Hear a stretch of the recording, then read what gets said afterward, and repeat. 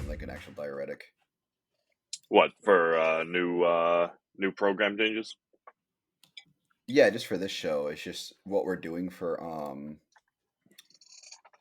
the what's it called? We're live, by the way. Oh, we are. Hello, everybody. Yeah, Did not realize we were live.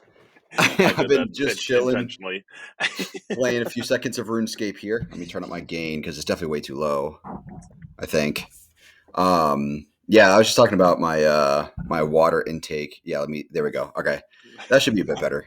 Yeah, So I was fine. talking about my water intake for peak week because we are officially in peak week now. Today is Saturday, August 5th. I am 7 days out from Excalibur. Since last weekend, I think I'm down like 3 to 4 pounds in that ballpark. I'm 184 currently. So yesterday I was 187.3. Today I'm 184.3. And I know the reason for that is because I just needed to have a bowel movement. I was just holding on to all the food that I was taking in. And I was just like, I just Yeah. know that when I go to the bathroom, I'm cool. Like, I'm good. Like, my weight will go down. I just need to go to the bathroom at some point. And it finally happened yesterday. So dropped quite a bit because you just hold on to everything. It gets annoying. And that's like a good rule of thumb too for anybody who does weigh-ins. You know, do it in the morning after you do your bathroom trip, because if you do it, what infuriates me the most is seeing people do weigh-ins right after they go to the gym when they have a pump. And it's like, that is not an accurate reflection of what your weight actually is. Oh gosh, no. Yeah. I mean, if you so like, here's the thing. If you eat the exact same thing every day, same exact time, and you train at the exact same time, then you can kind of use like a rule of thumb as far as like how much you weigh after your training or something like that. But it's going to fluctuate between like, seasonings and sauces that you put in, that added calories and Yep. water intake, stuff like that. So like that's going to play a role into it. So that's something you got to keep in mind when you do fasted. It's more your actual natural weight. Right now, my problem is lack of bowel movements because of just nutritional value. I'm just not getting not a lot of overall calories in me. So basically, everything that I'm taking in, I'm holding on to because I'm so low in calories. So my body's just like, "Yo, what the hell are you doing, bro? Like, we need to keep this in us because we're not fucking taking anything in, and you're burning all of it. So we need to hold on to all of it." So when I actually go to the bathroom, which is like once every 2 to 3 days now. It's the actual excess of basically just like junk nutrients that my body doesn't feel like digesting. So for the most part, I Wait, hold on to it. Huh? you're telling me peak week isn't natural for your body, and it's not what your body is supposed to be doing? What are you talking? Oh no! It's like that video. You ever seen that video where the guy's playing Warzone? He's just like, oh no! It's like that. It's like, wait, what? You're saying bodybuilding isn't natural? Oops, Yeah. So busted. This is just a snack on the way to the gym. This doesn't count. 500-calorie cookie. Literally, like, oh, dude, these fucking cookies are good, but you need to realize how many calories are in those cookies. It's fucking ridiculous. Mm-hmm. Anyways, so I just knew I needed to have a bowel movement, and I was like, it was time. It was time for bowel movement. I knew that it was on its way. So finally had that. So this morning, my actual, really like natural for the most part, empty weight is 184.3. So that's where we're at now. We're doing our water cut now. So today I have to have 2.5 gallons of water. And starting today, I take also 1,000 milligrams of vitamin C, and then incrementally increase the vitamin C up until Friday, which is going to be 5,000 milligrams. So I think it's almost every day I'm increasing it by 1,000. And then Saturday, which is the show, anytime I eat, I got to take vitamin C essentially. The plan says 1,000 milligrams with every meal, but really like the only potential meal I may have on Saturday is like a muffin and some black coffee. So I'll probably just take some vitamin C in the morning with the muffin. And that's if we do a muffin or if we do rice cake, something like that. I'll find out what Coach that's show planned. Day, right? Yeah, that's actual show day. Yeah. So it's just anytime I eat to have vitamin C. So yeah, we're going to get up there. I'm hoping that a lot of water comes off this time. I don't think a lot came off last time. I don't believe. Hard to say, but we do daily weigh-ins now, daily photos. So it's not like as in depth. So what I was doing before was every 3 days I'd send, my training split, my weight, my blood glucose, what day it is, any notes that I have, like regarding my sleep, regarding any changes I've seen, my strength, stuff like that, just like anything I think that's noteworthy over the past few days. Um, and then also like my hunger levels and stuff like that. For the most part, my hunger levels have kind of stayed the same, so I didn't really need to adjust those. And I also make sure in my notes I say what anabolics I'm taking right now, so that we're both on the same page, because he's got a lot of clients. So I just want to make sure that like he can refresh. Okay, this is what he's on. This is what it was like. I see now what's going on. So it's just Yeah. good to keep reminding him this is what it is. So I keep that in there. That's every 3 days. But now that we're doing weigh-ins every day, all I'm doing is sending him photos and my daily weight every morning, and that's it pretty much. I might still send my blood glucose probably every few days, maybe every couple days, just to be on top of it. I mean, I've been 84 milligrams or nanograms, whatever the measurement is, for like the longest time, like 3-4 weeks now. I've been exactly 84 every single time I measure my blood glucose. And it's just because we haven't really changed carbs too much. We have actually, no, How are we have you actually changed it quite a how bit, are you but I measuring had that? just a blood glucose meter. It's a prick in your finger. You use a lancet device, little needle that goes ching, and you have like a drip of blood that comes out, and you just put it on the meter, and it measures it for you. Do So, you do it the way John Beast Mode does his electrotherapy thing? You ever see that? oh, Yeah. yeah, that's totally how I do it. Um, but yeah, so that's blood glucose. Um, we so tomorrow the training split now. So for the longest time, I've been doing 10 to 15 reps for like more compound movements, 10 to 20 reps for more isolate, in smaller muscle groups. The training split now, I think I'm going to keep the same rep range now. But tomorrow, Sunday is legs, Monday is chest and tris and delts, Tuesdays back and biceps, and then Wednesday is an upper body pump, basically. So Wednesday, last show, Wednesday was the hardest because I also did cardio that day, fasted and post workout, or yeah, I think it was maybe it was prior to meal 6. I forget exactly when that cardio was, but um, I was fucking wiped, dude, because I was just such a little amount of food. I think my carbs for the day was just 2 rice cakes or something. So I was just very little food, um, and the cardio plus like so much lifting, because I was doing a lot of supersets just to get through the fucking gym, like Yeah. like in a decent amount of time. I don't want to be there for 3 hours, so I think it was like an hour and 15 or something. I did supersets like the entire time. I was just fucking wiped. Um, this time it shouldn't be too bad, because I think the plan is cardio today, which I did this morning, and then also prior to meal 6, which I'll talk about more. But no cardio tomorrow, I think, because it's leg day. I'm gonna get that green lit from him just to make sure, because we want to do 3 sessions of cardio essentially this week. So typically I don't do cardio on rest day or leg day, but today's rest day and tomorrow's leg day. So I was like, I'll do the cardio on my rest day to get some steps in, and then tomorrow's leg day where I'll still be burning calories. So I'm going to get that green light, make sure that's fine. And then cardio Monday, cardio Tuesday, no cardio Wednesday, Thursday, Friday, and then no training Thursday, Friday. Yeah. Thursday, Friday, we're also going to carb up as well. So we're going to put a bunch of carbs in. I remember last show, I think I had like a shit ton of carbs with like every meal. Like it was like at least a couple ounces of rice, like 3 or 4 ounces of either rice or sweet potato. And then I think some Ezekiel bread in there as well. So I think that might be the same case now, but we'll see. We'll see what ends up happening. Um, and then Friday, driving out to Charleston. It's about a 3.5 hour drive. So I'm gonna drive out to Charleston, stay the night in Charleston. Obviously, I got to get my tan and shit done, do my weigh-in and whatnot. Um, and then Saturday morning, get my bronzer, and then the show is starting Saturday. So that's where we're at now. But for the past couple weeks, it's been hard because cardio went from 40 minutes fasted and 40 minutes post workout to 45 minutes fasted and 45 minutes prior to meal 6. So I train, come home, Oh, eat, and then at about 8:30 go do cardio, and then after that come back, eat, and essentially walk the dogs and go to bed. Um, that's an hour and a half of cardio a day. yeah. Hour and a half. I mean, I don't really mind it. I like it's the I know first you 10 minutes read, of each but cardio session sucks. Like it's like fuck. Like I'm like 5-6 minutes in and I'm starting to like puts it like now is like the effort starts to kick in. I'm like shit. I got another like 40 minutes of this. I'm like this hmm sucks. Like that feels like an actual fucking eternity. But then it's like after like 10 minutes, 10 to 15 minutes, you kind of just get in a groove and you just forget you're doing it.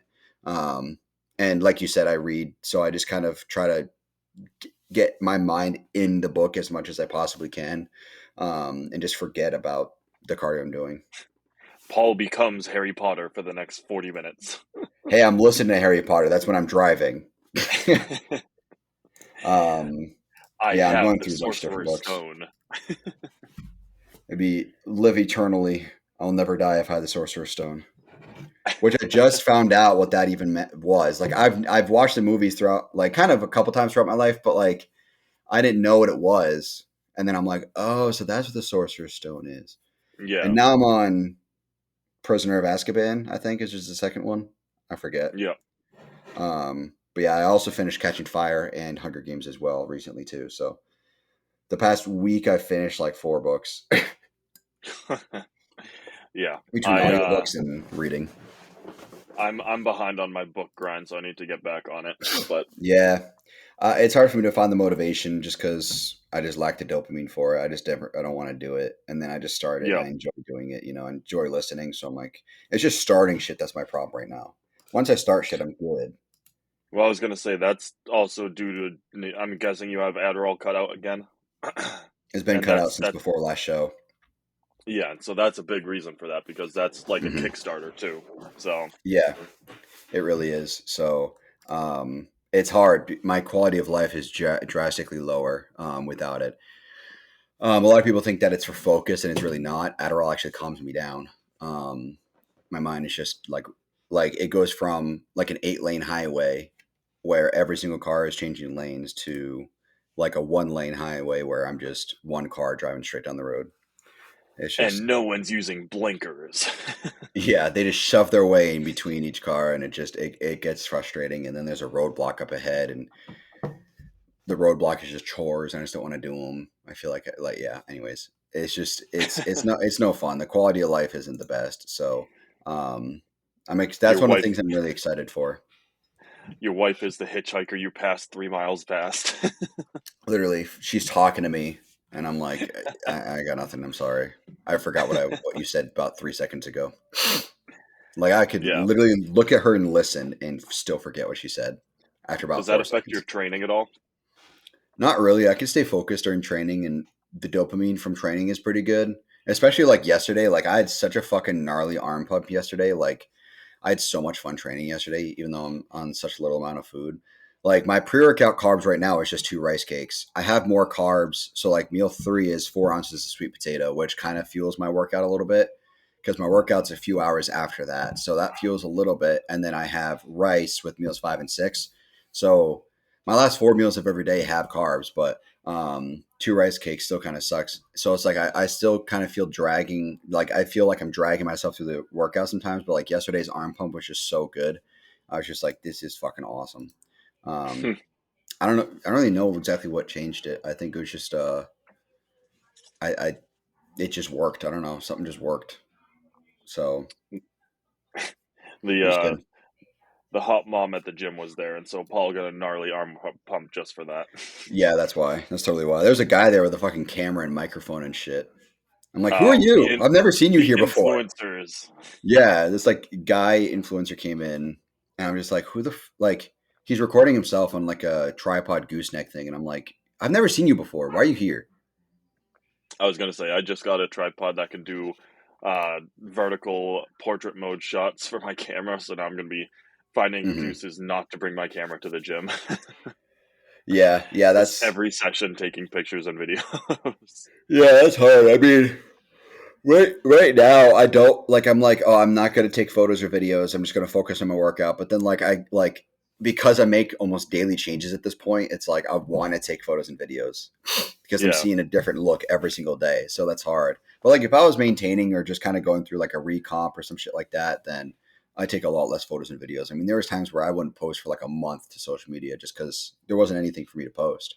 but like I'm Yeah, posting like every day now almost because I'm making daily changes towards especially prep. to like your Snapchat gym one too. You got a lot on there too. Yeah, yeah. That's more just for me to like just say shit that's on my chest. Well, I mean I like just workout videos too from there. You get like oh ab yeah, ones and stuff like that. yeah. Occasionally, yeah. I'll record like if the lighting looks good or something. I'll record my leg lifts or something like that. Um, but yeah, so we're in a good place right now. I think. Still got a week to go. Still got some fat to shed, some water to shed. So we got to put in the effort. But we pulled testosterone Tuesday was my last pin. So I don't really feel too affected by it right now. It's pretty much out of my system almost at this point. I don't feel too affected.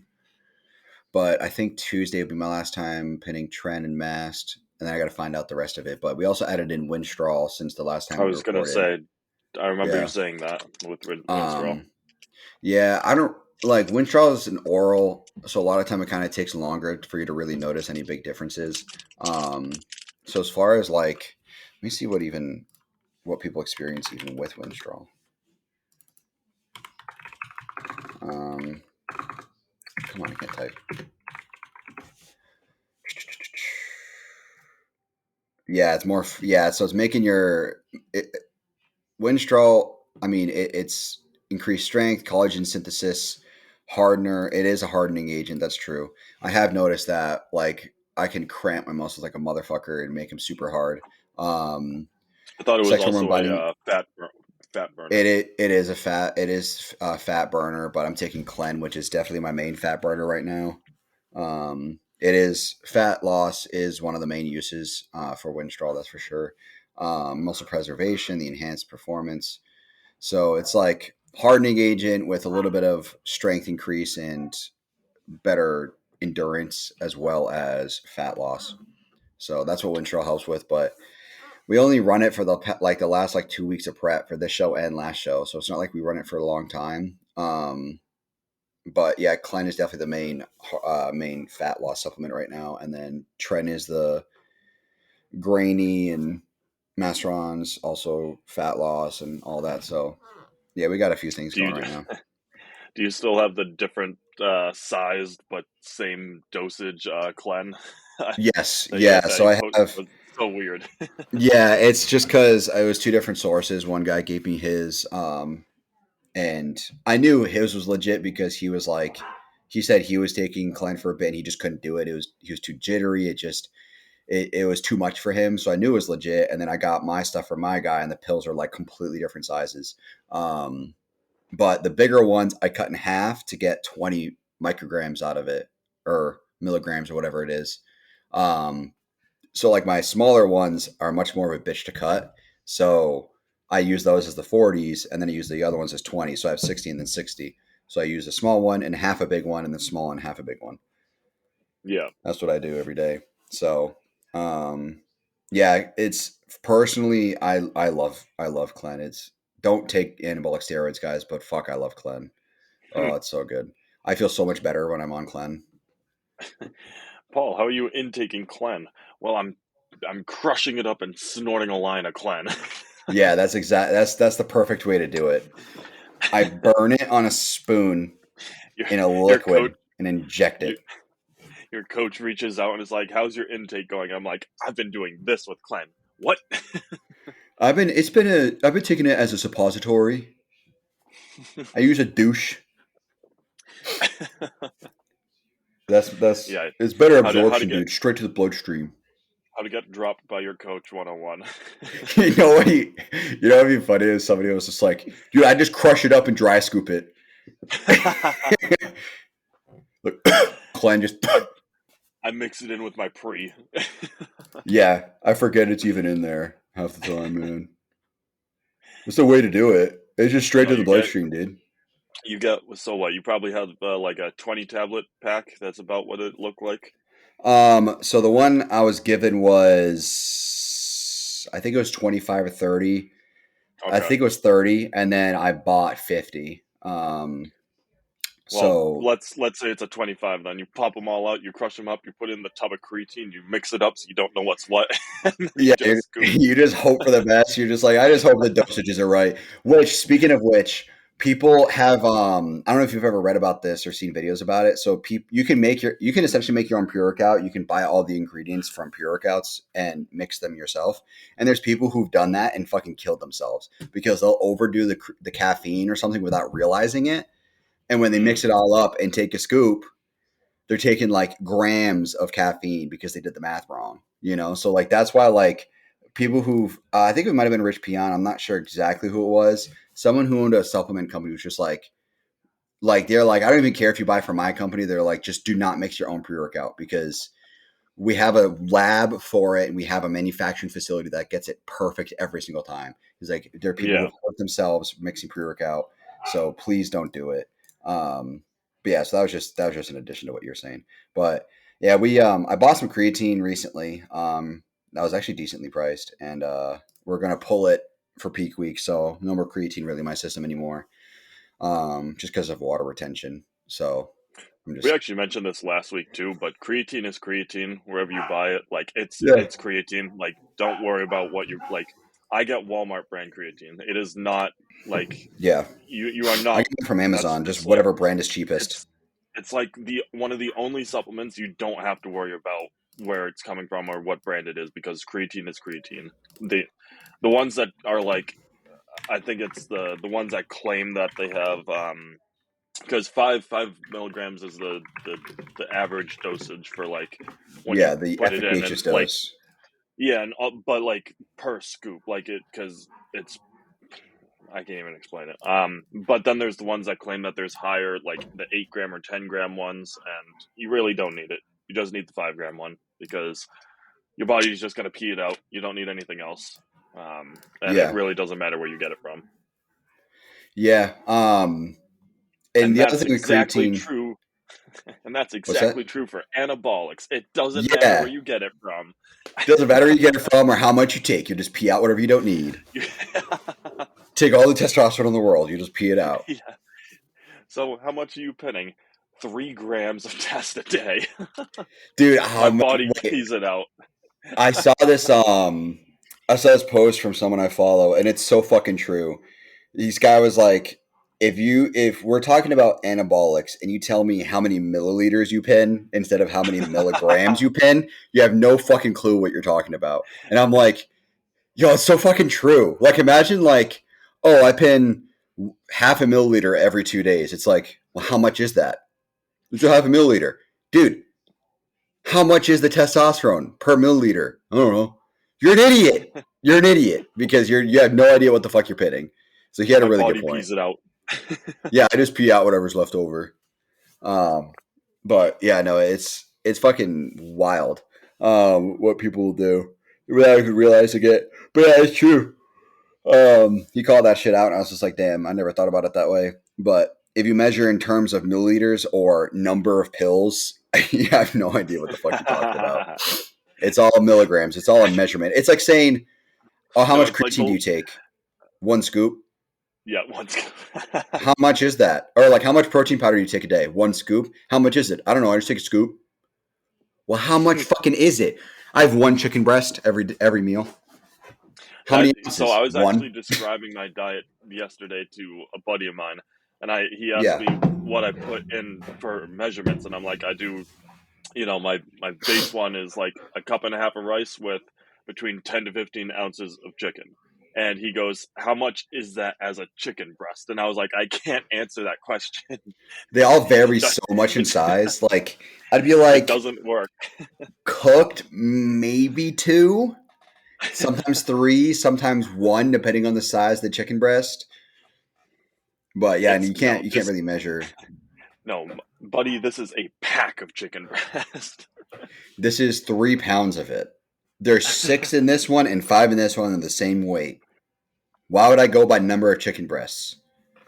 That's why you measure per ounce. Really, ideally, you want to measure as small of an increment as you possibly can. Like, that's Yeah. why, like, instead of a cup of egg whites, is even though that's what my plan calls for, I do 200 milliliters because one cup of egg whites weighs exactly 200 milliliters. So I go for 200 milliliters whenever I measure it to be more exact. Yep. And that's why I think I'm someone who disagrees with cups of rice or cups of anything, because you should just go by weight. Otherwise, you're going to mess it up each time, because like you can't get a perfect cup of rice every single time, So like that's why I go by weight. You can get close. Dr. Yeah, Evil no, over here. yeah, I know. I was sitting in the Dr. Evil. No, I mean, you can get close, but you're right. I mean, weight is the truest form of measurement. So just Yeah. slap that baby on, do grams or whatever whatever preferred use of measurement you want. Except metric, no metric.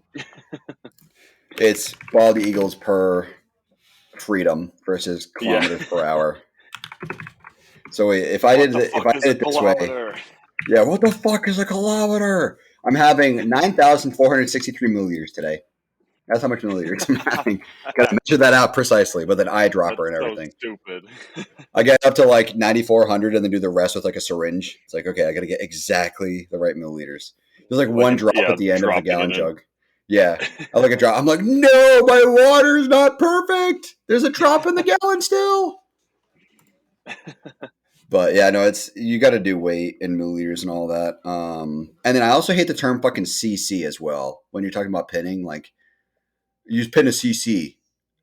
I mean, I know you're saying milliliter, but like fucking don't. Like it's like to me it doesn't make any sense, because it's like, oh, this syringe is 1 milliliter / cc.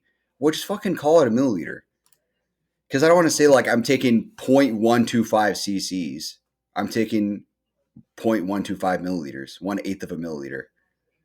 I don't know. I just hate the term cc's. I'm like, you're just making it. You just want to sound complicated. Using excess vocab when not necessary. Yeah, exactly. It just there's no need for that. But anyways, yeah, so that's where the plan's at right now. Refeed today. I'm just waiting for my coach to send me the update. I'm probably gonna end up eating after this recording in a little while. I ate Saturday. just before. You know what Saturdays are? Fucking Five Guys, you son of a bitch.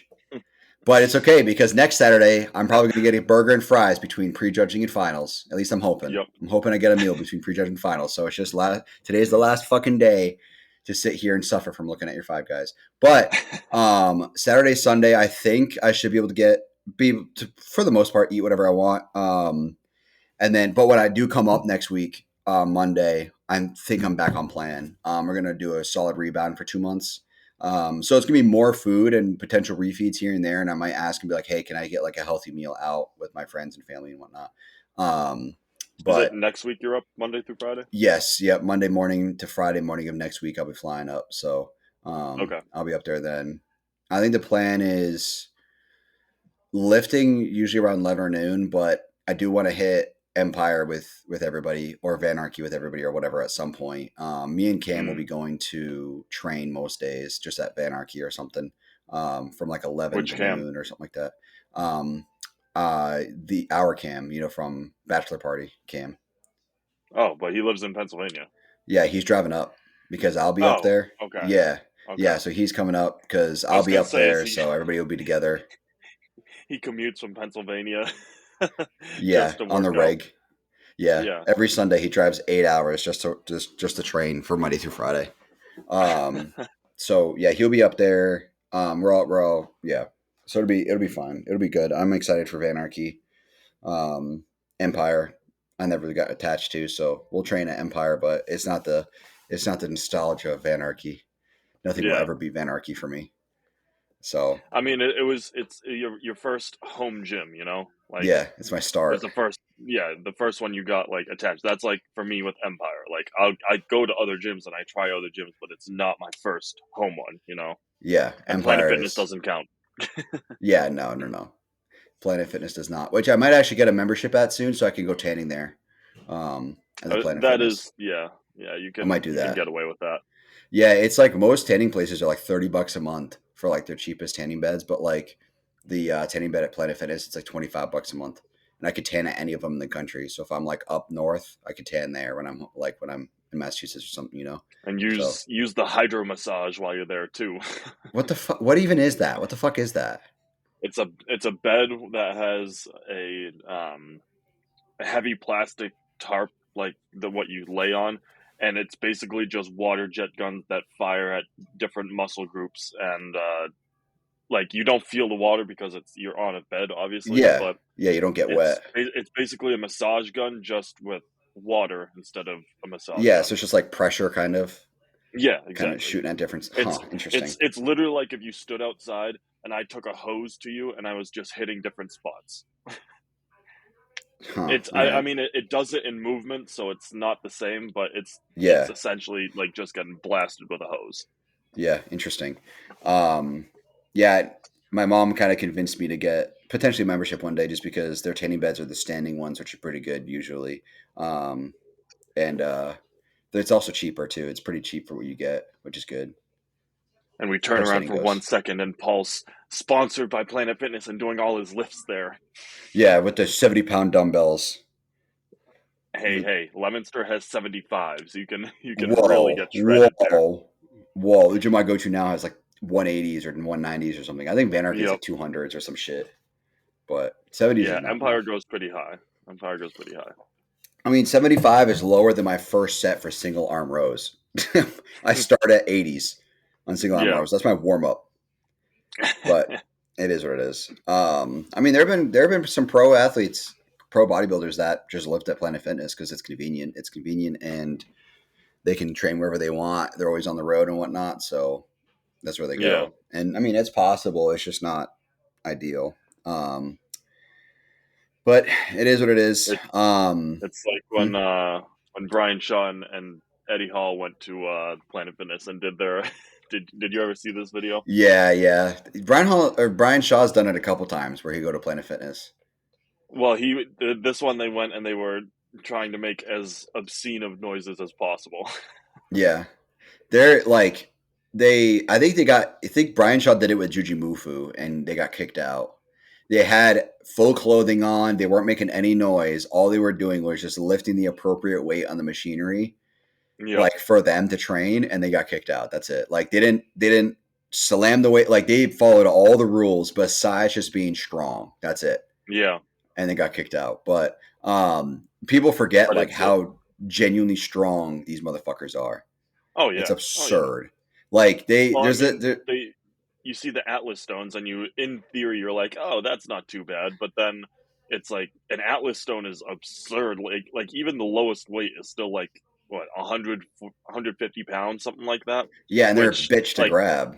yeah, there's no grip. You got to go with oh man. Mm-mm. Yeah, and like that, there's that one video that I will always remember where Eddie Hall was on that like pin chest press machine, and he Yeah, like was fucking around. He's smiling, looking at the camera, and then like it was fully stacked. There was a full stack on the chest press machine, and then he let go of it and pressed with one arm and was laughing doing it. I'm like that. Like I've never really fully grasped their strength until I saw that video.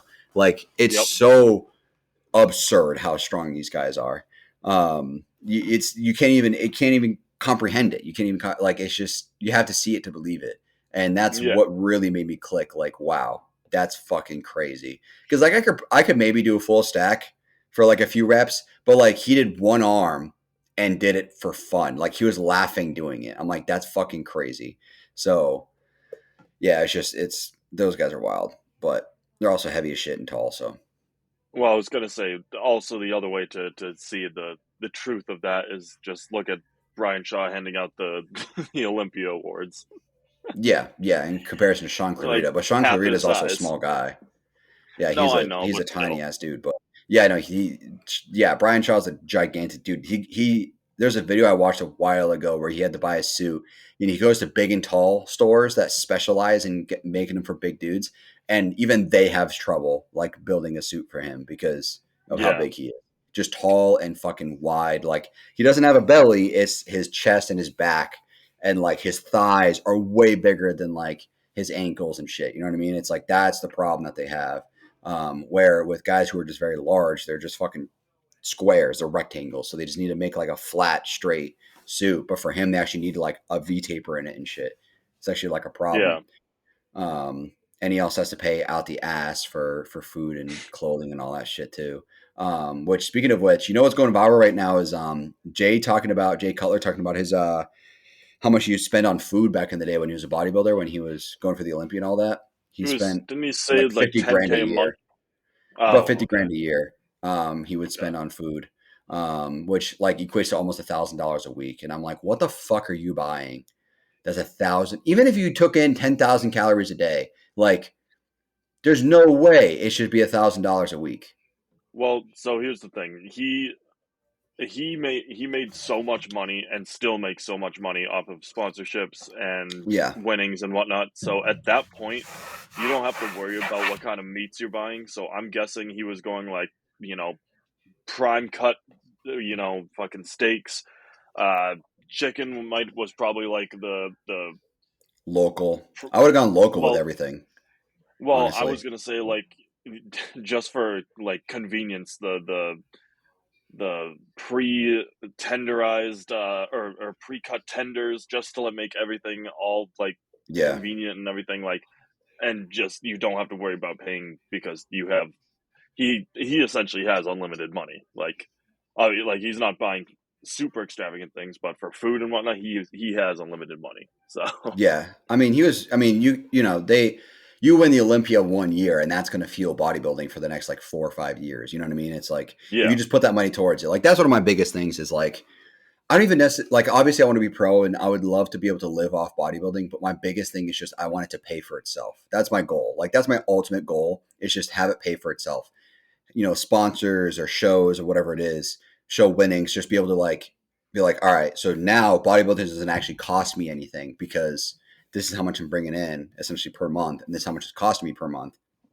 So essentially, I'm breaking even. Like that's my goal is to like have bodybuilding not be a financial burden by any means because it is yeah, so expensive. But yeah, for guys like that, like they bring in so much fucking money every year from sponsorships and all that. So I mean, I get that like he didn't worry about how much he was spending, but like you have to really go out of your way to spend that much on food for what you're eating. Like even if you ate out every single meal and you're taking in 10,000 calories, you ate out every meal, you'd still have probably trouble approaching that number. Like because it's I mean, granted he lived in Vegas, but like let's say I went out to eat every single meal down here and ate based off my meal plan, I would genuinely have trouble trying to get to like $100 to $150 per meal, like or per yeah, day. I mean, per day. Like I would struggle because most meals down here with a good amount of food are like 15 to $20. You know, and some of my meals. I mean, obviously right now I'm in prep. It's a different ball game because food is the least amount ever now, but as far as weight goes. But like if I'm just like in a bulk or something like that, I mean, it's really just mostly chicken and steak. I mean, really, it just comes down to steak. That's going to be my most expensive thing. I mean, I really truly think that I'd have trouble hitting $100 a day eating out every single meal. yeah. I mean, I showed a picture of. I did the comparison picture for my brother from Jake at the peak that the famous picture of him doing his stomp. Yeah. And then I showed him in the heavy bulk where he's like Oh, 350. fat. Yeah. And he's Yeah, like and eating and he's like looking at the camera. yeah, Yeah, I know that and exact photo. Yeah. and I mean, I'm guessing in that bulk picture, the amount of food he could probably eat $100 a day worth of food, like He probably regardless of what. could. Yeah, Yeah. and I that's just what he don't. was doing. So Yeah, I think my biggest thing, I want to look into it and see what I can find for like what he was buying for food and shit. I just really think that he had to have been spending that money on meat. It just had to be. Like it had to be meat and it had to be like expensive like Erewhon or whatever that fucking like Trader Joe's or some shit, like just like some super expensive store that yeah, like really is no different than any other grocery store, but just spending out the ass just because he just doesn't care. Like that's like even if you did like the meal prep companies, like you could spend like $200 on like 20 pounds of pre-cooked seasoned chicken. That's $10 a pound. And he said he'd have like I think it was like 4 or 5 pounds of meat a day or something like that. So it's like even if you did it that way, you're still approaching like $50 a day in meat, not yeah, including anything else, granted, but like you're still like $100 off what you were having a day, even if you had all that pre-cooked, pre-made shit, you know, which I would love to get to. I would love to be able to get to the point where I can afford buying chicken that's pre-cooked and pre-made and all that and just measure it out. That's all I got to do. I don't have to cook it. And that's my whole thing, like the convenience, like paying Yeah, extra for the convenience, and that's probably where it got to. it has to be. I don't know what else it would be. I don't know what else. But I mean, Ronnie couldn't afford that. I mean, maybe he could. I don't know. He was a cop, but he did win the Olympia quite a few times, so maybe he could afford it. He also Well, made a lot yeah, of and money from his supplement company and all that afterwards. But yeah, I um, I was gonna say Ronnie probably has more in the bank than Jay does in terms of overall mm, winnings, overall sponsorships. I don't know. yeah, there's potential. I think that Jay's definitely made more money off his supplement company. I never see anybody taking supplements from Ronnie Coleman's brand, but I do see plenty of people taking supplements from Jay Cutler's brand. So I think he's Yeah, made more money off his supplements, but I think that overall, I think I agree with you that he's probably Ronnie's probably earned more money over the years from just being Ronnie, yeah. in comparison to Jay. I mean, he won four Well, more Olympias. Well, yeah, and like, don't get me wrong, people would absolutely pay out their ass to have Jay Cutler come and do like a guest appearance or guest Yeah, speaking, guest posing, something like that. But the amount that people would pay for Ronnie Coleman to be there, not nowadays, but like back when he was able to move around and everything, it yeah. would be absurd, absurd. So, So it's oh shit. Actually, okay. So according to Celebrity Net Worth, it's saying that Ronnie Coleman has a net worth of $2 million, where Jay has a net worth of $30 million. geez, Yeah, so I that wonder too. we might I be wonder off. too if that's because of Jay's longevity, whereas Ronnie Coleman can barely move now. Like, I wonder if that's because of it. And like, obviously, Jay is still very involved. Like, he has Yeah. the Cutler Classic, and he's still an active participant and running like his gym and whatnot. Hmm. And Ronnie, on the other hand, is you've seen videos of him nowadays. Like he's not in a great position right now. Yeah, and he Jay just got I don't know if it's his gym or like a big sponsorship or something, but there's Fit Club Las Vegas that opened up, and like that's the only place that Jay trains now, and like he's always wearing Fit Club merch and shit. So I don't know No, he's if uh he he's with owns Young it. LA too. Yeah, but like he wears a lot of like shirts that say Fit Club LV, but I'm Yeah, not sure if he like part owns it or let me I see. mean, if he's wearing any kind of merch, then he has at least some equity stakes. Like, Yeah, they carry Cutler Nutrition apparently. Like that's the only brand of nutrition they carry. Let me see if I can find out who owns it. Uh, Chris Helmick and Ryan Diaz. yeah, I'm not familiar with the names. Yeah, me either. That's what it says online that owns it. About us, blah blah blah. Yeah, it's not really anything about. But my coach was in Vegas recently, and they went to Torture Gym, which The is like name a is brand. Torture. It's Torture Gym, and it's brand spanking funkin' new, like 2 months old, 3 months old, something like that. Regan Grimes is one of their main guys that trains there. I've there's a photo of Jeremy Buendia right there, Sean Clarita, but like it looks fucking sick. It's yellow and black. That's the they had a big opening thing, grand opening not too long ago. Um, but yeah, it's just Tristan Lee right there. It's a pretty sweet it looks like a pretty sweet gym. The machinery is pretty dope. Um, I think it's a different brand than I've seen. It's like let me see if I can find the brand. There's so many like photos and videos that just don't show the brands of machinery, but it Yeah, looks sick. It's a different brand I've never seen before. But yeah, so it looks pretty sweet. There's a new gym in Charlotte area that's called the Office Gym that they closed down their old location and opened up a new one um, with all brand new equipment, which is pretty sweet. I think it's a lot of hammer strike shit, a lot of Atlantis, I think. But yeah, it's pretty sweet. The gym I go to now there's a is good just there's a what's good up? chance I'm adding a second gym to my repertoire as well. Uh, What gym? just May, what's the name of the gym? What's the name of your gym?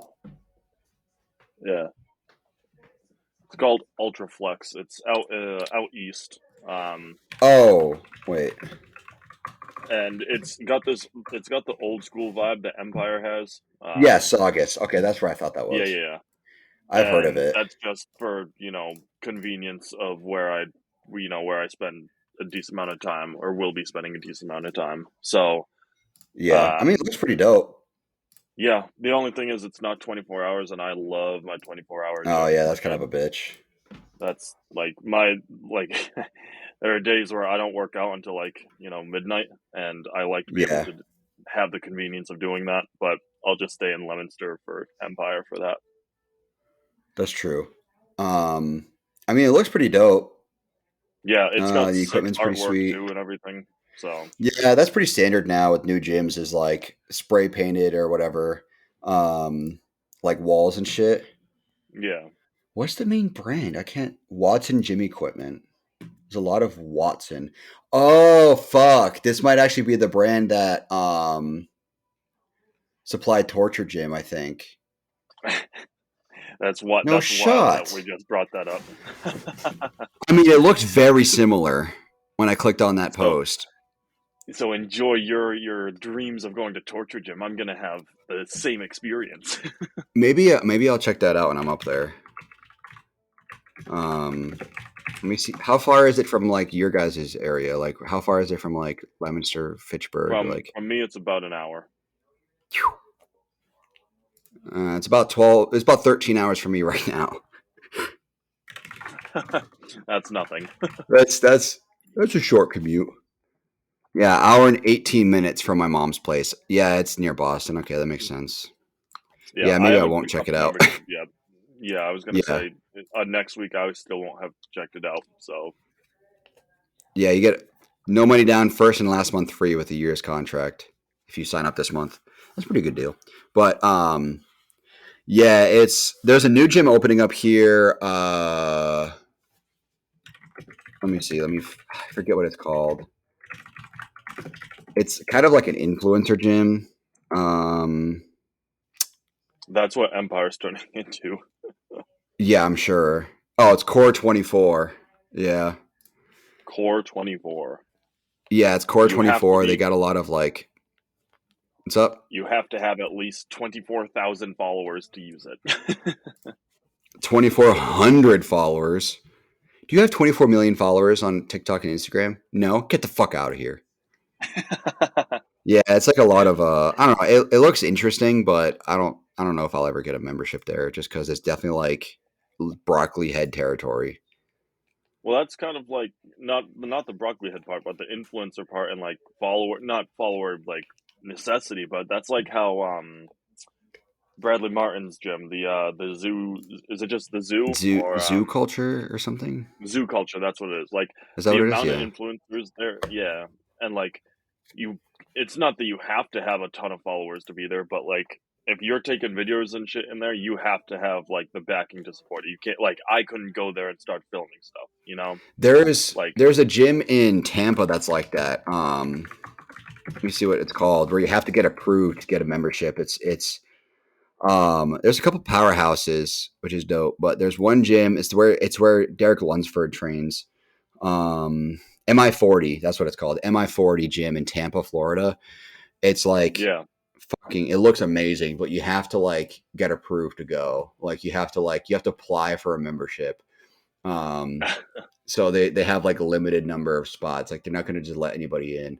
I bet you if Yeah. you have like your pro card, they'll let you in like without a doubt. But I think it's just like I don't know how much exactly it costs either. I think I looked it up. It's like relatively high, like a little over $100 a month. But I was gonna check it out when I went down there, but I was like, fuck, I can't because you have to apply and shit. There's But all yeah, they got these a couple professional powerhouses. like all these IFBB pros there, and then this one just businessman who's loaded who bought his way in, and he has a like super subpar physique, working out with all these absolute legends.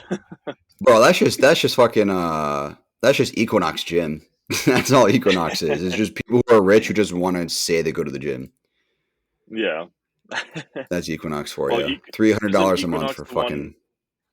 Isn't Equinox the one with the community pool up at the top? I think was like the It was video of dirty as shit. how dirty it was. Yeah, Yeah, yeah, yeah, same thing.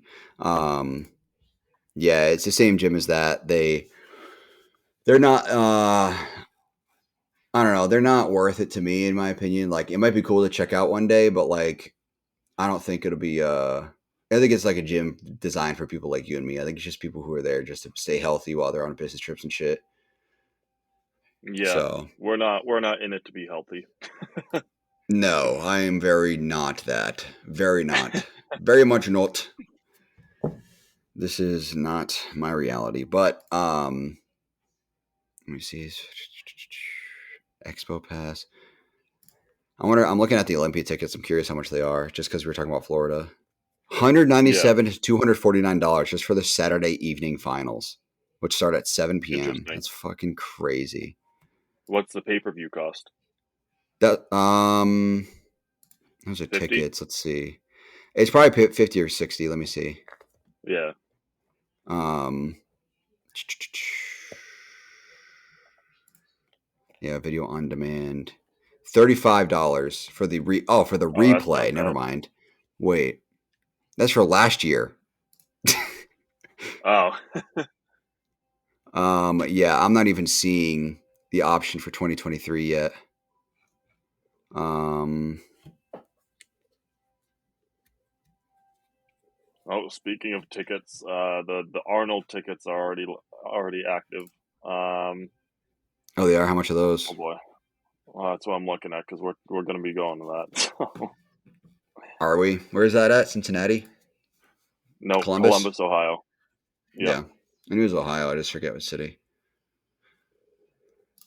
What did you think of the video that I sent you of Brandon Hendrickson when he got his tan Uh, done? it, oh no, I thought.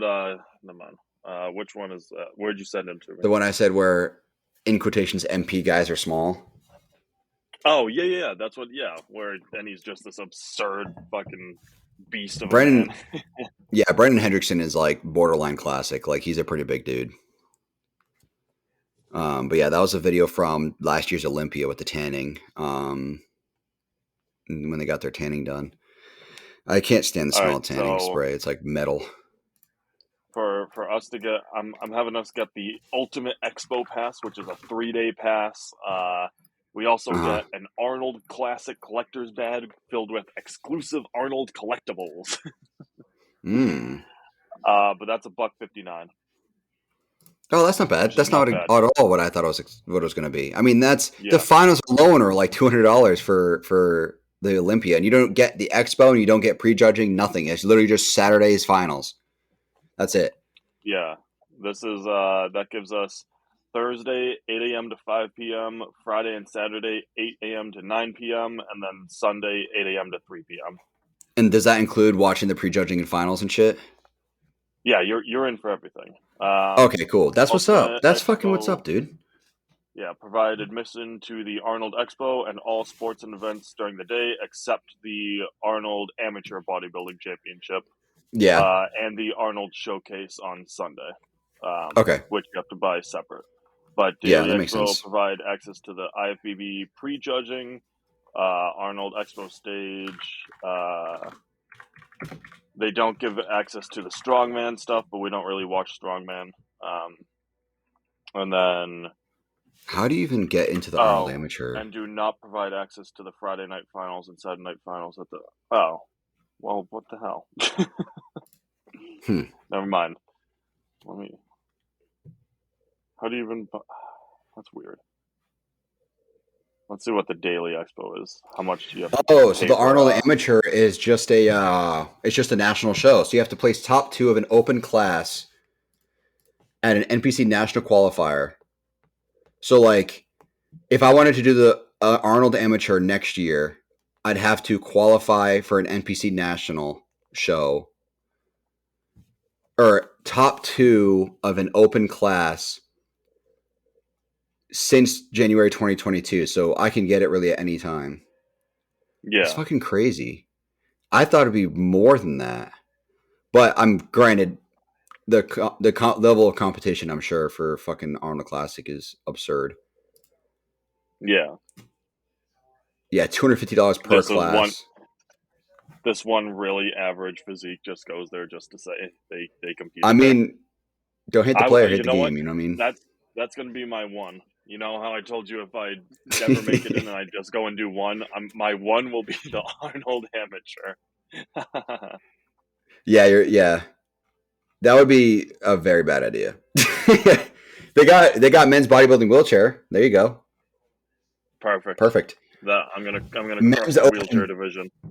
men's open bantamweight, up to and including 143 and a quarter pounds. That's what you should do.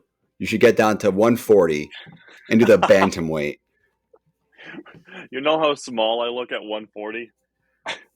Exactly. I haven't been 140 since I was in middle school.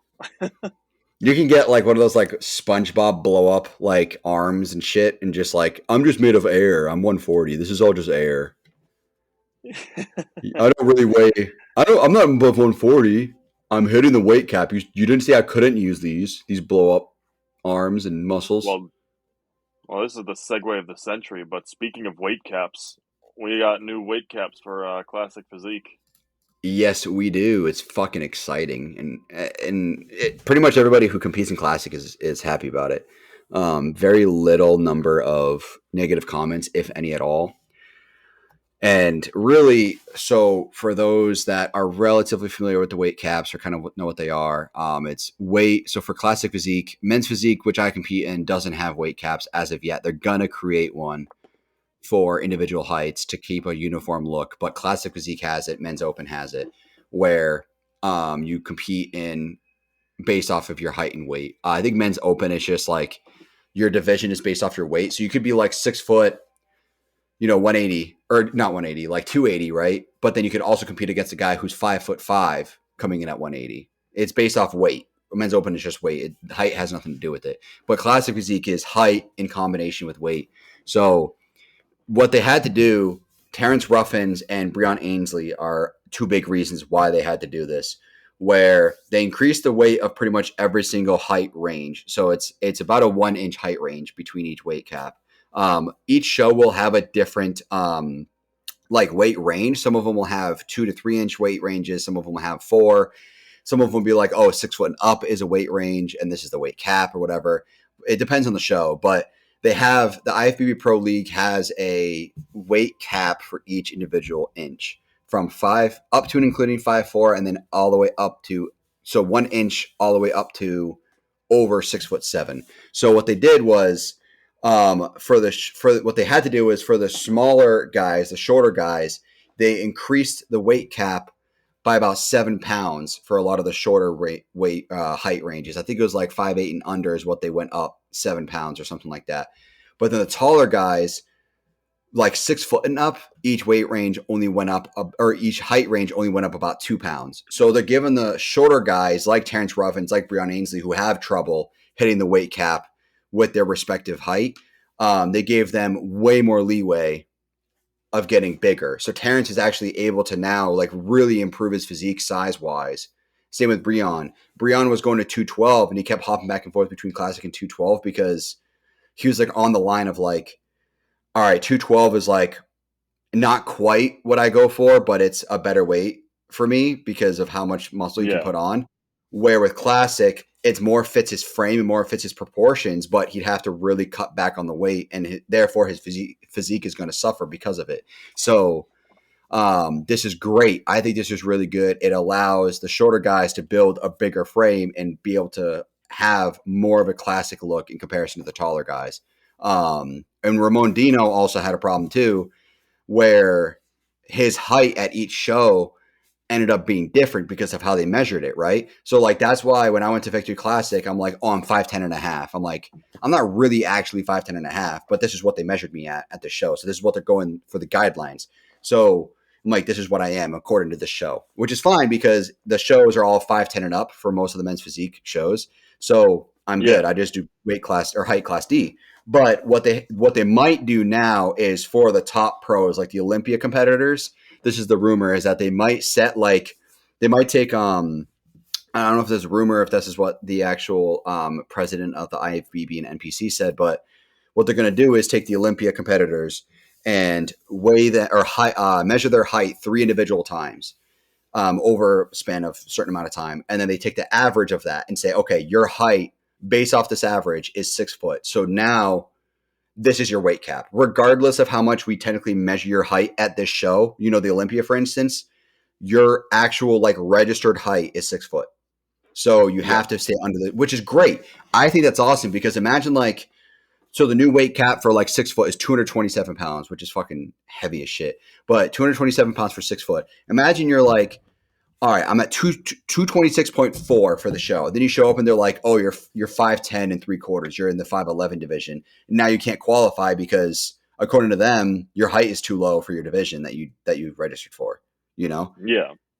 So like, I think that's a great thing to have for those upper end shows where they have a million different classes and have all the height ranges, because they'll have like 80, 90 guys competing. So they'll have plenty for each height range. But then the smaller shows, I could see it's not really that big of a deal because the height ranges are so large. Like mine's 5'10 and up. I don't have to worry about it. And then there's like 5'8 to 5'10. If you know you're like in the ballpark of that, you'll be fine. You know, it's not too much of a worry. So that's really what the biggest update for the weight caps is. It's really exciting to me. I think it's exciting. Yeah. And, you know, it's fun. I would always talk to you like when I would say like what I want my stage weight to be. Obviously, you know, more of a dream than anything, but I always said like 245 for me. But now with these height things, I can go to 256. Yeah. Fucking absurd. That's huge. Can you imagine? That's lean on stage. I know. So I'm 207 and lean right now because my bulk, like I eat like there's no tomorrow and I bulk, but it's still basically a lean bulk because it's all clean. I'm still super driven in the gym and my training's absurd. Well, lean bulk is just based off your calorie deficit, like your actual calorie burning versus what you're taking in. So I don't mean to interrupt you. I'm just saying, making sure that we're on the same page here, because lean bulk just means I'm only taking in a couple hundred calories more than I'm burning. Not that a lean bulk doesn't necessarily mean that you're eating just clean food. That's just you're just eating clean. So I just want to make sure that we clarify that for those that are listening. Well, I'm doing that also just because I'm including how absurd my metabolism is. So I'm combining that with what I'm burning. So yeah. So you take in just over, like a lean bulk would be taken in just over what you're actually burning. So you're not, so whatever you gain ideally in a lean bulk is muscle. That's really the goal of a lean bulk. But then you have what's called the dirty bulk. Jay Cutler, Lee Priest, these guys did, where they would take in thousands of calories more than they're burning, put on a shit ton of size, but then they have to cut way more down. So they're going to gain a lot more size, but they have to cut way more for their show. So just want to clarify that for you guys listening. So go ahead. Sorry. So you're talking about lean bulk and the food you're taking in and all of that. And you're lean at 207 right now. Yeah. So that's my whole point. Like I'm lean at 207, like not shredded because, you know, there's tons of, or not tons, but there's obviously fat loss I could do if I were to do like a mini cut or something like that. But for the most part, I'm lean at 207 and I'm like, I fill out my frame right now, which is absurd because add essentially 50 pounds of just lean muscle on top of that would be absurd. Like I can't even fathom how big I would be. Like it would take, it also take years to get there too. Yeah. Because obviously that's stage weight, so it's not like it's not your water weight, it's not your, you know, your fat and everything. This is like 256 of muscle. And that's dense, hard, huge muscle. Exactly. Yeah, that's the thing. So there's a quote recently that I heard. It really rings true, and people don't really fully grasp these weight ranges and these height ranges and stuff like that until they see these guys in person. Like I can't express to you enough how big, like even just like the average men's open bodybuilder is, like for pro wise, not local, a pro men's open bodybuilder, how big those motherfuckers are. Like they are fucking massive. Like when we were at that seminar, there was 2 men's open bodybuilders on stage and they fucking dwarf everybody just watching, and they're up on stage. Like it's fucking crazy how big these guys are. Same with classic, like these guys, men's physique, like pro Olympia caliber competitors, no matter what division you're talking about, they're fucking huge. Like men's physique even too. People really discount men's physique, but trust me, look at a pro men's physique guy. They're fucking huge. Like they're big ass dudes. Like they're bigger than like my coach. Like I said last week, my coach was bigger than most of the classic guys at that fucking show. Granted, he's bulking right now, so he's not like super super lean. He's not diced to the gills, but like you could tell he's bigger than most of them. Like that's just the reality. So there's a quote that I heard where it says when it comes to bodybuilding, it's something like you have way more fat than you think you do and way less muscle than you think you do. So all these guys are like, oh, 249 for 6'3" or whatever. That's really not too much. It's like, dude, you have fucking no idea. Like you're like, let's say for instance, like you don't say it, but like, let's say for instance, you were saying that you're like, oh, that's really not that much. It's like, dude, you need to put on like another 70 pounds at least, including muscle to get to that level. Yeah. So like you have to put on so much more weight. And the other thing too is that people think that you just put on muscle like crazy. Regan Grimes, this really, I will always remember this. This stuck with me. A couple of years ago, he posted like a 10-year difference and he gained 80 pounds of muscle over 10 years. That's 8 pounds of muscle per year. That's a fucking shit ton. Like that is, if you average 8 pounds a year you're putting on, you're fucking huge. Like that's massive amount of weight. So like to be like, oh, I have to put on like, let's say like you, if you wanted to compete at that level, so 6'4", 256, you'd realistically probably have to put on like 60 to 70 pounds of actual muscle to compete at that level. Yeah. And we're talking like and on top of that, if we're talking like the upper end of like how much muscle you put on each year, like Regan Grimes, like 8-9 pounds of muscle a year, you wouldn't be able to step on that stage until like 32, 33. Hypothetically, you know what I mean? That's also granted. We're also talking like you're at the cap of the weight range. You know what I mean? Well, so yeah.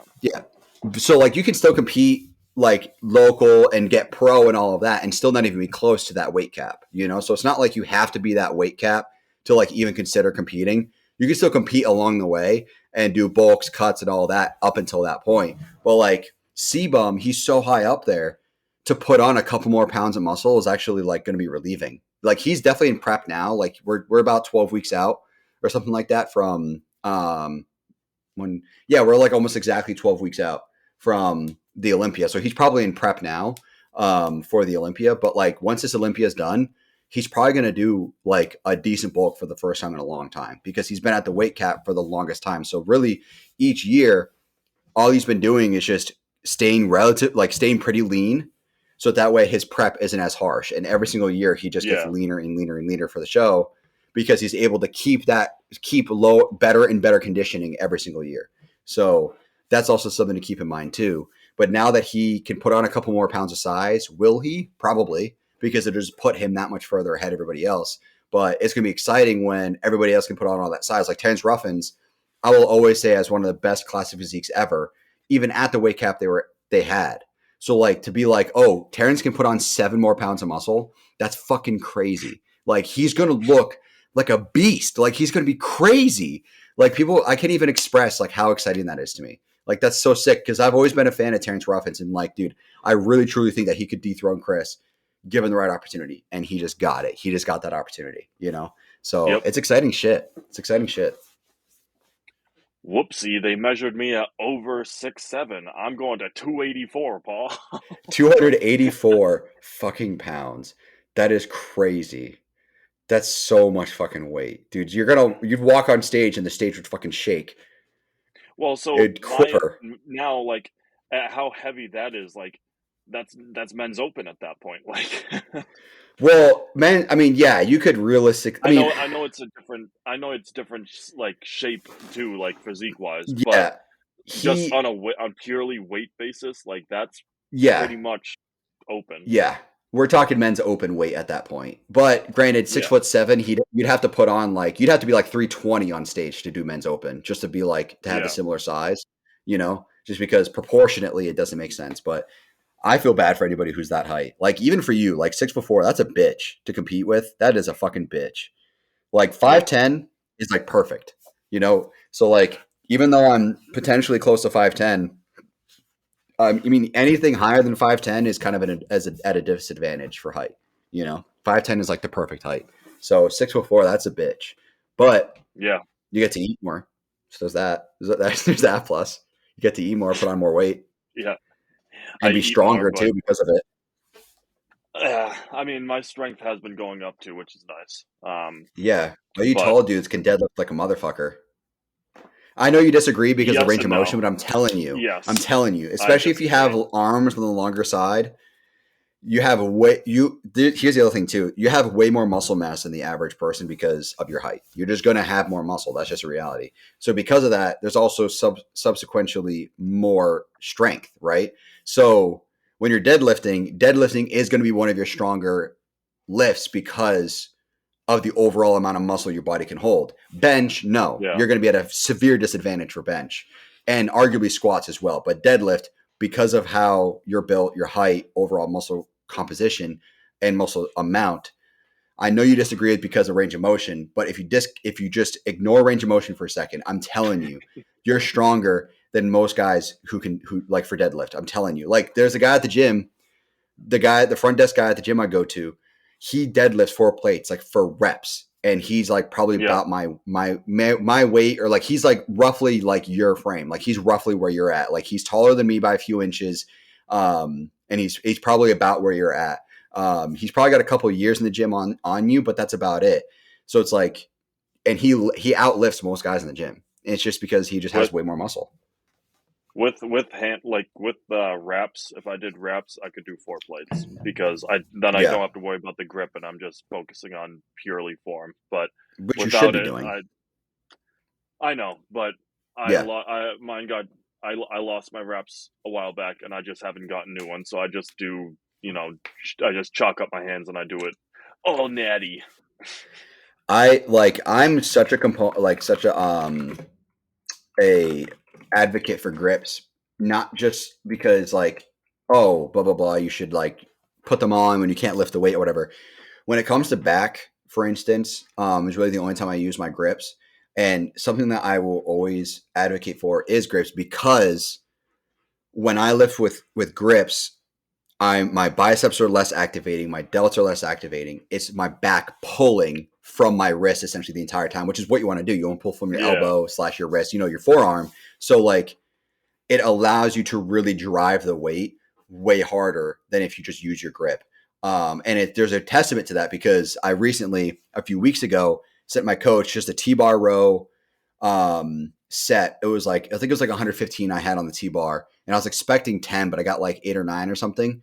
And he said, use grips next time. I could tell that that's the reason why you couldn't get it. I put on my grips and I hit 10, like just because my back can activate a lot harder with them. So like, I think that it's such bullshit when people are like, oh, you're using grips just because you can't lift a weight. It's like, no, I can absolutely grip this weight, but I'm choosing to use grips to activate my back more than ever think about my grip. Like I'll fucking put my grips on for 135 deadlifts for straight leg deadlifts because I'm doing hams. But it's like, dude, I don't want to have to think about my grip. Like these reps are so yeah, slow and take me so long. Like my set for my warm up for rear deadlifts is 135 pounds. So it's a plate on each side of a bar. I do 20 reps. It takes me almost a minute and a half to get through it.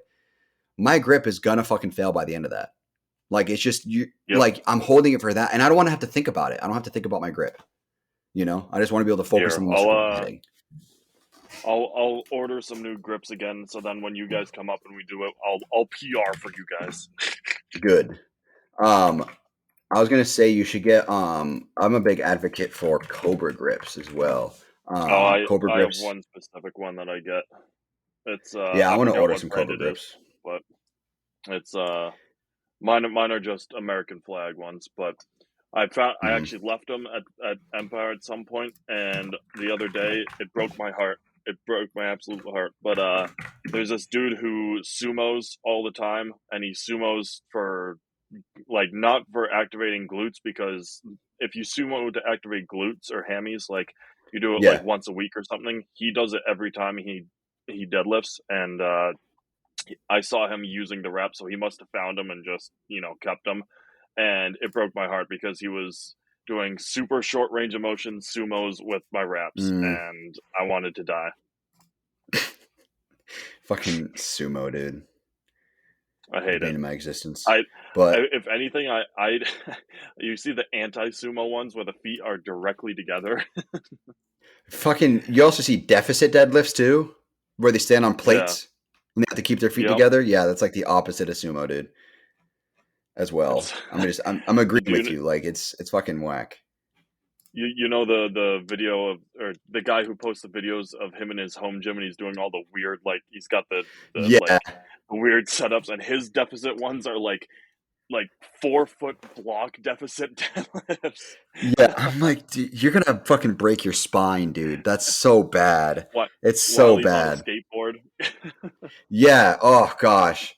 And having ridden skateboards, I can tell you, fucking, they'll snap if you don't have your feet just right. It's fucking gonna Yep. snap. But yeah, Cobra Grips is a good brand. I use their figure eight straps. That's what the strongmen use, and I was just like, I needed something that was good for my wrist that doesn't pull on my thumb, and it's like basically perfect. So I like the figure eight straps a lot, but a lot of people don't really like them. I've other people have tried mine, and they're like, it's not for me. But I think they're great. So you guys Yeah. should try them out. Figure eight grips from Cobra. Cobra Grips. It's I'll called take a figure look. eight deadlift straps.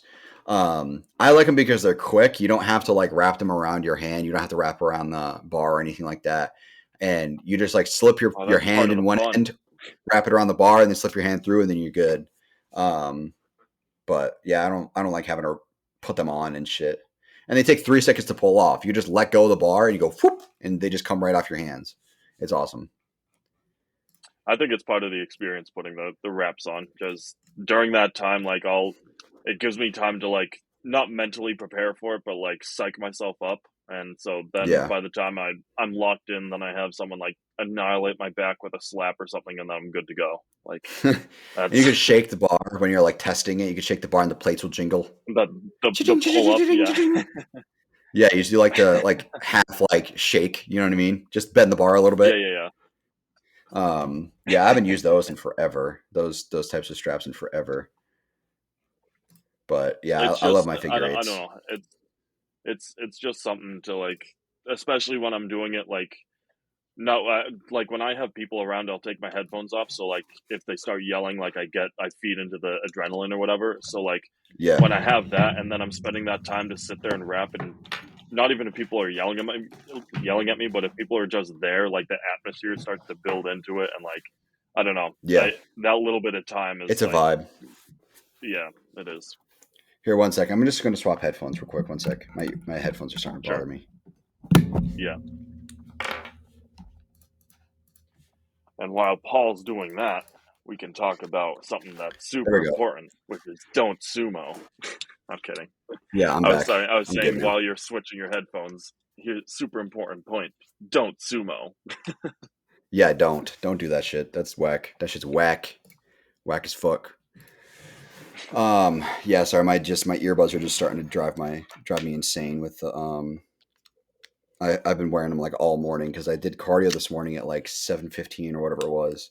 And then I wore them while I ate breakfast, and then I wore them when I was getting ready for a recording session today. And then I'm wearing them for the recording session. It's like 3.5 hours of earbuds in. I'm just like, my earbuds are just driving me nuts, or my ears are starting to get irritated. So I had to just swap Yeah, real quick. Paul. But Paul is an AirPod kid. now He I wears am, it at yeah, all times, even when they're I am dead. basically.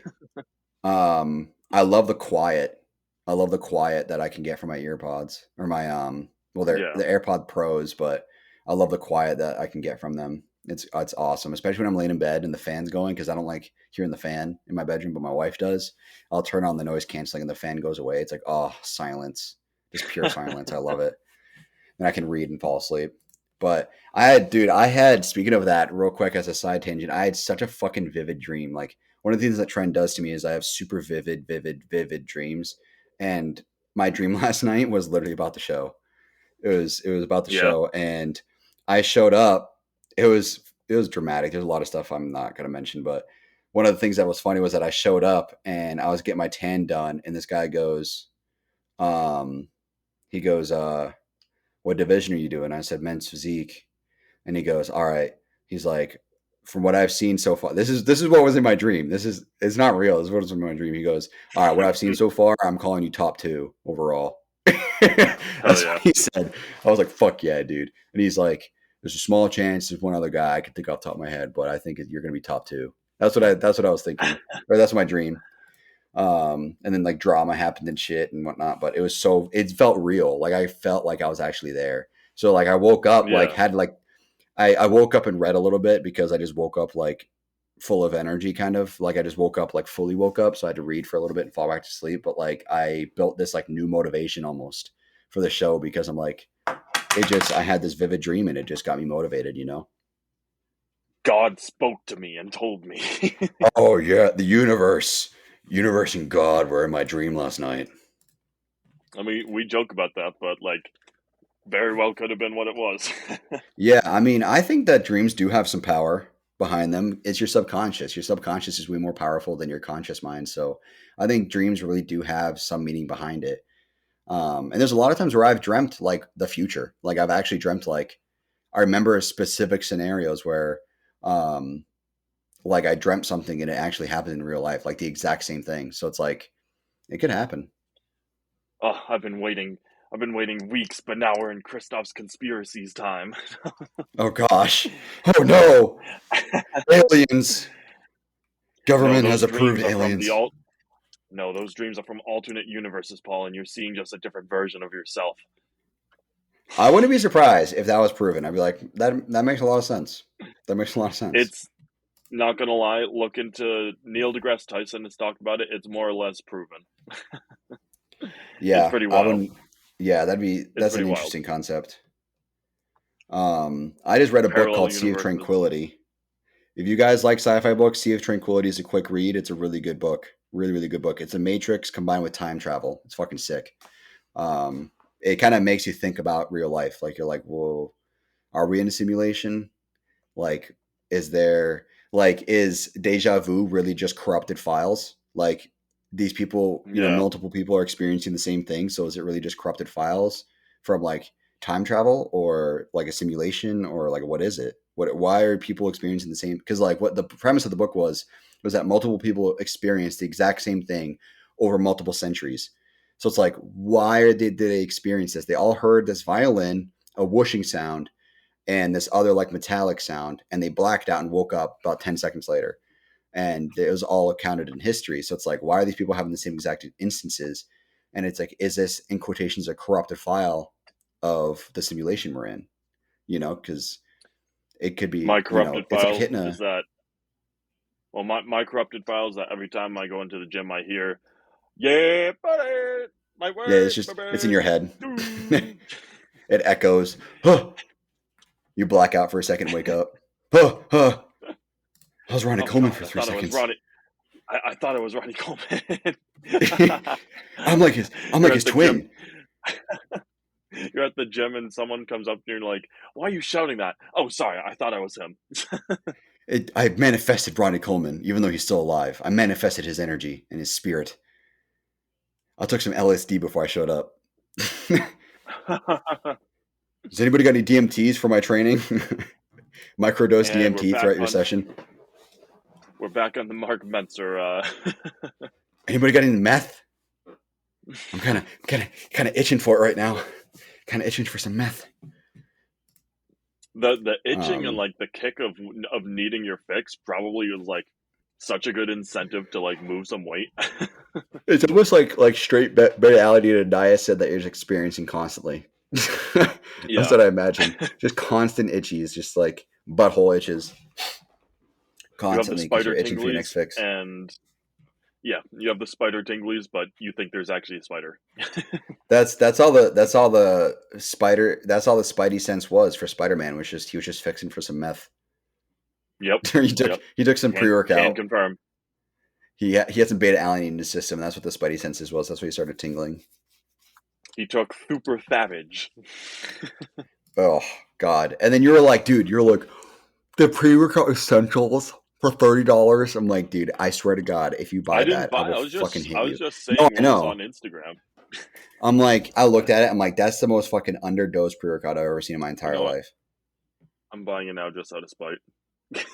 Don't spend $30 on that shit. You'd waste your money. I'm getting kiwi watermelon. Ugh, that's nasty. Fucking watermelon pre-workouts are always overdone. Too much flavor. I was explaining to my brother the rule for pre-workouts where if it tastes good, it probably isn't going to do what you want it to do. But if it tastes like hell, you're golden. There's a couple exceptions where Like one pre-workout that I have tastes like orange creamsicle. It's not bad. Like you could tell there's a lot of like sodium in there and shit. Like it tastes okay. But one that's actually tastes really good that I'd probably just drink straight just to drink is Red Cod One's like iced tea lemonade or something. I forget what it's called. Let me look it up. It's really good. It's their Total War black tea lemonade. It's actually really, really good. They nailed the flavor on that one. It was like I ordered this like big amount of supplements from them. It was like buy one get one free or something, and like it came as like a sample or whatever. It was like 15 servings. It came for free along with like a backpack and shit because that's how they do all their sales. And it actually tastes really, really, really good. It's one of my favorite tasting pre workouts ever. It's definitely up there. Another one that's kind of strong flavor is Shatter from Muscle Tech, which I think might just be a GNC brand, but it actually tastes pretty good, even though it's strong. I don't know, man. I really like Blue Raspberry C4. I like all C4s, especially the yellow tub. No, my heart will always lie with adrenaline or adrena. What was it called? Oh man, it's a pre-workout I found at remember that shop that I in think I told you Leominster? about it. Didn't I? Adrenaload? Yeah. Yeah, didn't I tell you about it? Oh, Adrenaload is fucking dude. That's the pre-workout for fucking oh my gosh. What's it from? Adrenaload is from fucking Turbo with the snails. It's that energy drink. It's Well, I know what you're talking about. not It's adrenaline, adrenalo. adrenaline with a Y.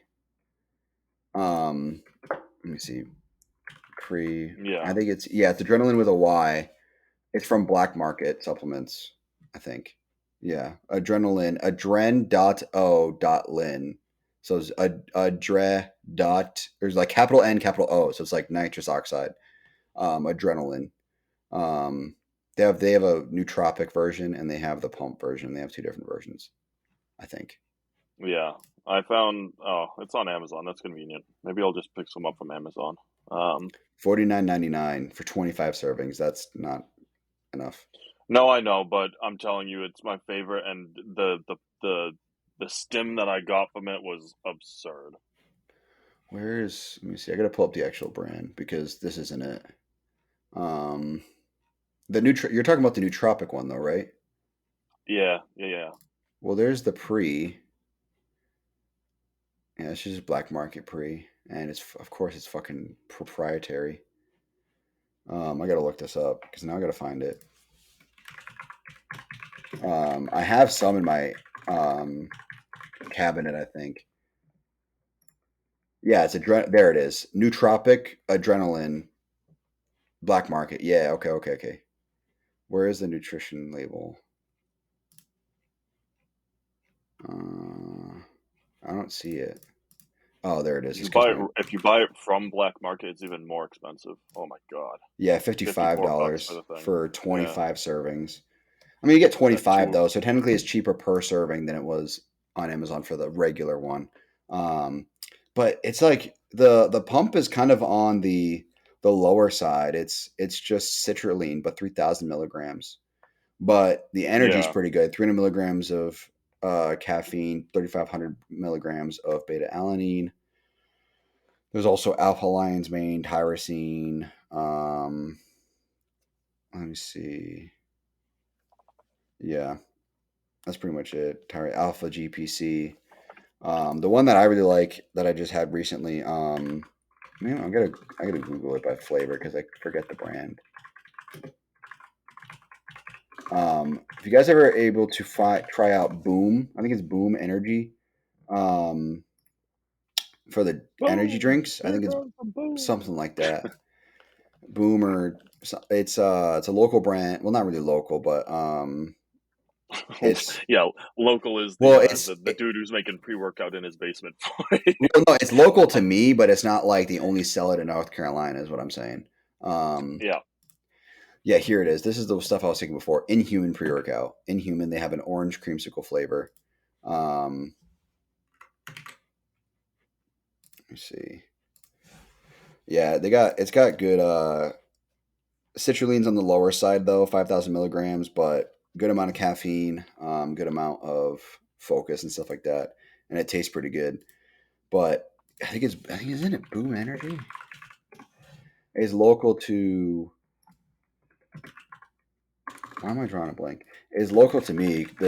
It's the brand that runs the Okay, so it's Merica Labs. Um, Merica Labs supplements that makes it. It's let me see. Yeah, it's called Boom. Red, White, Boom. Red, White, and Boom is what it's called. Red, White, and Boom is their like pre-bottled shit. And they run the gym Crush a Coliseum that's near me. It's about 40 minutes from me, and it tastes fucking phenomenal. Oh wait, Red, White, and Boom is their Yeah, pre-workout. Wait, where is it? Really? crazy how uh, the America one has red, white, and boom. Never would have guessed that. Oh gosh, yeah. So it's just called. So the one I'm talking about is called. I don't know.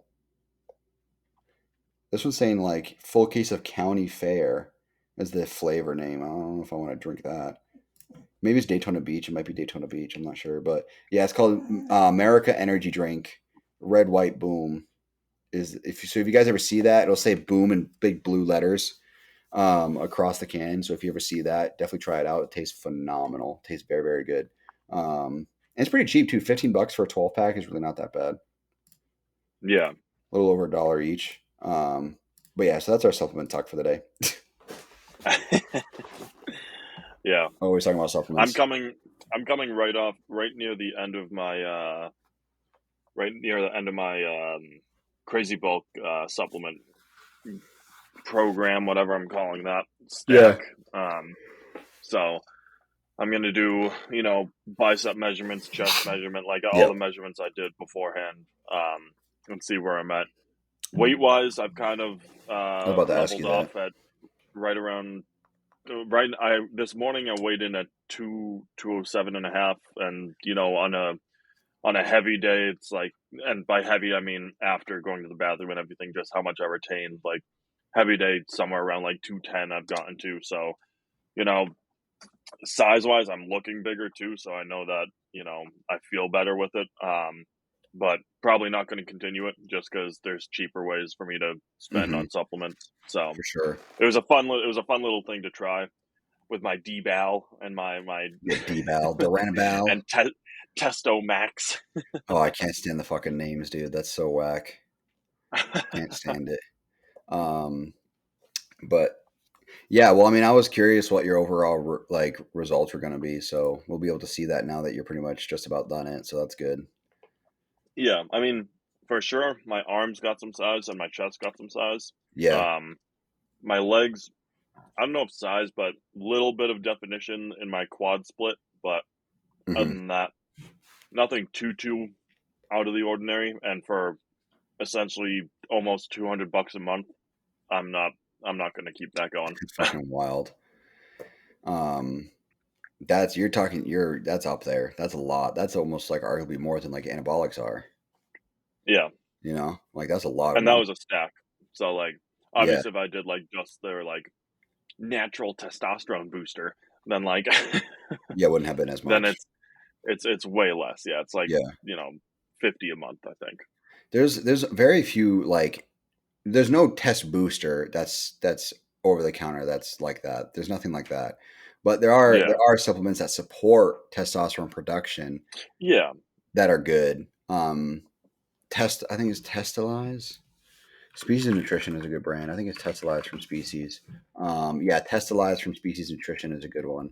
It's on the expensive side if you get it directly from their website, but um, yeah, $55 DPS Nutrition. That's a good one. If you really want one that's like going to help support overall just testosterone production. It's just natural supplements.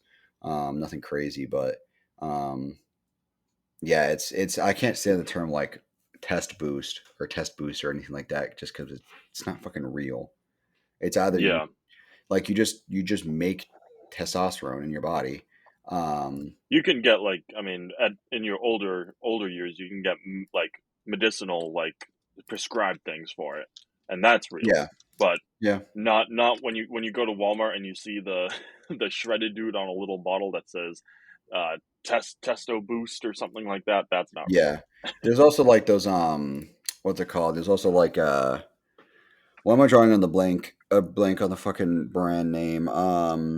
Something factor. Force factor. Force Factor. Yeah, that brand is a fucking joke, pretty much. They just Yep. market to like 40s and 50s guys, just trying to get them to buy their shit. And it just doesn't really do anything. Yeah. There's no such thing as like they have like the test 1800. And it's like the fuck. Why the number? What is this? What am I even looking at? What are you doing? What are you talking about? You're going to achieve what's the measure, what's the unit of measurement for test Nanograms per when you get, deciliter. you're going to get 1800 nanograms, which is Yeah. way above the scale. Like, Yeah, the average is like that's 350 to like absurd. 950. That's like double the Yeah. natural amount. High end on the high end. Yeah, That's double the double. high end. Yeah, that's ridiculous. Most guys sit in the ballpark of like 5 to 600. So we're talking like triple what most guys sit in. That, I mean, 5 to 600. I would argue is probably right about the average right there is probably about that. Yeah. I still have yet to go and I got to get that done just to see where I'm at. Yeah, I think it's Because good to get done. Everybody should get it I done. doubt I'm low, but if I am low, then I can get like just actually prescribed test stuff. Like, not saying that I would be like, I don't think I am low, just considering how my body functions and how I'm able to, operate in the gym and whatnot, and the drive I have. I don't think I Yeah. am low level wise, but if I was, then that's like just a actual legal way of getting test. Um, Sorry, I'm just telling my wife to let the dog out of the room. Yeah, I mean, if anything, the worst possible situation, you're probably just going to be on like the lower end of the average. That's what most guys end up happening. Like, very few guys at our age are ever going to be like actually low enough to like get a diagnosis or like Yeah, get like a prescription. But I think that uh, if anything, like I said, you're probably like the worst possible situation. You're probably like 400 to 500 nanograms, which is like where I was at when I was natural. I had like yeah, shit natural testosterone production, which would be kind of a bad thing because like even though it's still within the average range, being at the time like 22, training in the gym frequently and eating good, and like just like an active 22-year-old, I should have had way more testosterone production than I did. Like it should be much higher than that. So like it actually that at that level it is technically low. Like you are definitely low, but it's like they can't really do anything about it because you're on the lower average side, and that's still a healthy amount. It's just where you yeah, should be at if you have something like that at our age, at the frequency of activity and all of that. It should be higher. So I just can't stand that they're like, oh, it's safe because you're technically right where you should be. And it's like, well, no, I really shouldn't be in this average range. I should be in the upper end because of my age, my activity level, everything, just the way I live my yeah. life. Young male. Yeah.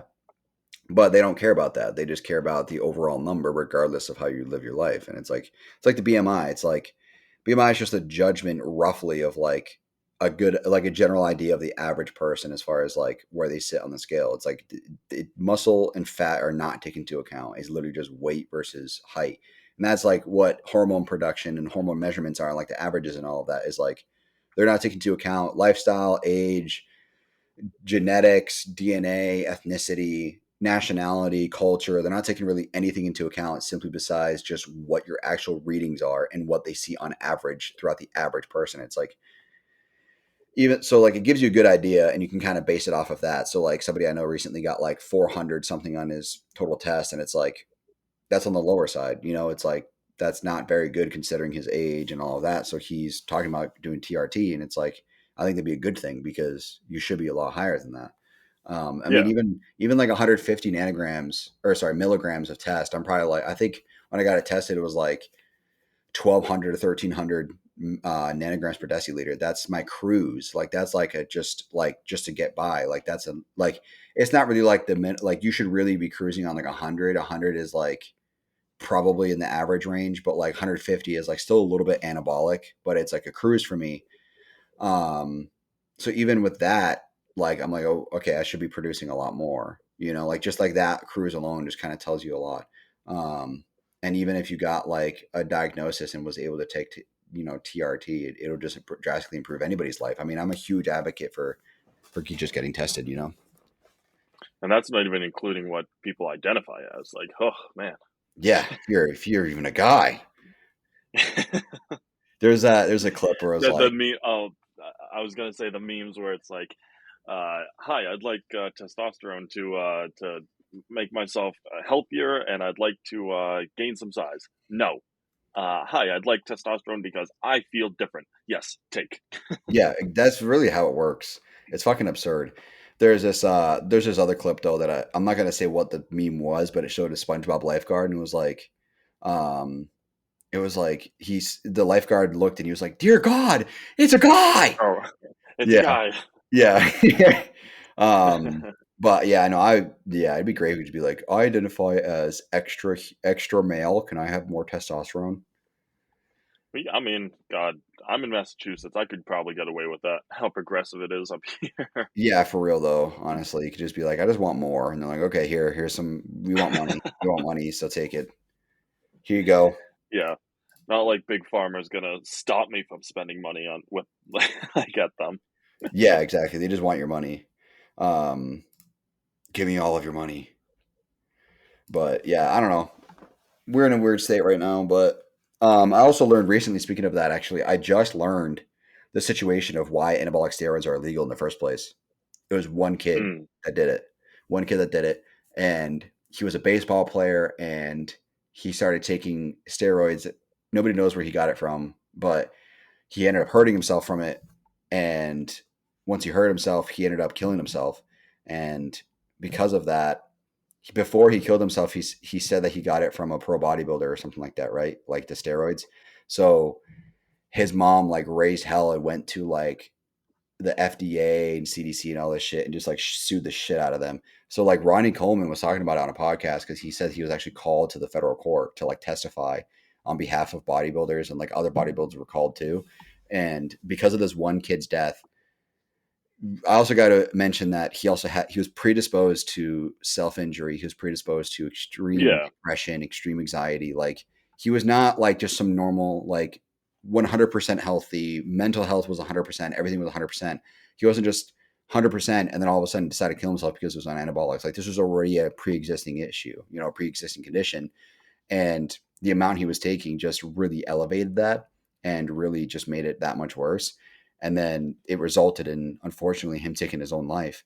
And because of that, they made it illegal. They said, he killed himself because of it. It's going to be outlawed. You can't do it anymore. And it's like, to me, it's like, we've talked about this before, but it's fucking bullshit. Because it's like, you guys want to say anabolics are dangerous because people die from it and all that. And it's like, you know how many people die from cigarettes every day? Or like, people get blown up in vapes and shit. Yeah, did you know that 100% of people that breathe air die? Fucking whack.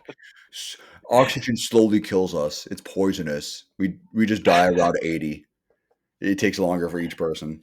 There's that theory that oxygen is poisonous. Well, even wilder concept too. I mean, 100% of people who drink water die. Like, it tells me that's not responsible for it too. God, legalize anabolics. Clearly, we just drink straight testosterone constantly. Let's go to the Supreme Court and argue that 100% of people who drink water die. So might as well just take steroids. Yeah. Might as well make yourself more unhealthy because why not? We're gonna die anyways.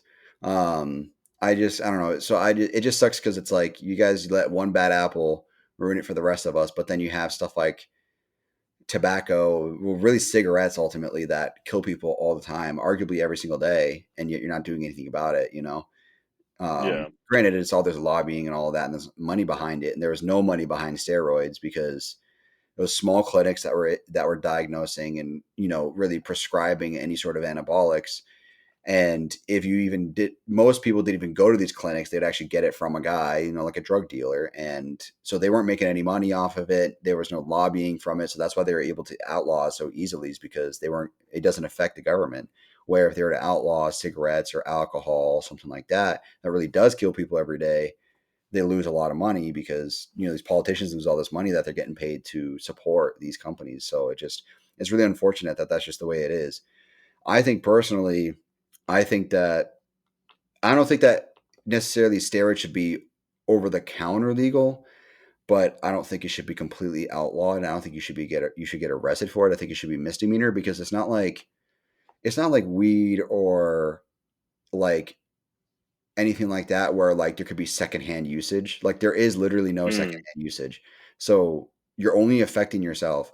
I think you should get in trouble if you sell it. Like that's the only time that I think that really you should get like in trouble, just like any other drug. But like I'm also a big advocate of like the war on drugs is just a useless war, because it's like, Well, I think a good way of handling it would be handling it like a LTC. So, like, you go into an application process, and then a thorough background check is taking yeah, place, and like people who are predisposed to any kind of mental health, or people who are subjected to like 1 percentile strenuous lifestyles will get denied, because obviously that'll feed into the bad apples case. But then the regular Joes who, like, in the application process are like, yeah, I just want to get to this size, I want to do this with my career or my body, like, application approved, go down to Quickie Mart or wherever to go get your anabolics. Like, yeah, yeah. I think my big thing is like it really wouldn't really affect bodybuilding that much. I would still carry on the same way I am now. But I think where something like that would be very interesting is if we could have other sports that are untested, baseball, football, hockey, stuff like that, that are untested and they don't test for anabolic steroids or anything like that. We could truly see like how good can we fucking get at baseball? Like how far can we send this fucking ball when we're able to take D-ball and Deca and fucking Trent and shit and just get like super, super strong. Like that's what I think would be very interesting, is like untested leagues to see or like the Olympics, like track. Like imagine track untested. Like how fast can the oh, human jeez. body run? Like how far can we run? Like how fast can we run? How far can we throw a shot put? Like shit like that. Like that's what I find interesting. That's what would be interesting to me to see, is like We call even it figure skaters. we we call it the special point two Olympics, where Special it's 2.0. the opposite end, where it's the upper echelon, and you're pushing with all sorts of anabolics to see what what it could happen. Right, right. Yeah, I think it'd be interesting, and we could really see how far the human body goes. I mean, there's a lot of sports that have it all within it. Cycling is one of them. Long distance cycling, the Tour de France actually has a real problem with it, because the top 30, 40, 50 guys all take shit, Oh, they're you all. know? Oh yeah, Yeah. So it's like, why not just let them take it? Why not just make it legal? Or not necessarily legal, just turn a blind eye. Kind of like bodybuilding, where yep, it's like it's untested. They don't talk about it. They don't say anything about it. It's all known that everybody's taking shit, but it's like the shows and the promoters and all of that, they don't say anything. They don't even bring it yeah. up. Why not just do that? Why not just not even bring it up? Let's just see like what would happen. How far can these guys go? How fast can they Well, ride the Tour de France? it's like the any person who's ever been given the opportunity to interview The Rock. There's like the list of things you can't ask about, and steroids is one Exactly. of them. Like, Yeah. same thing.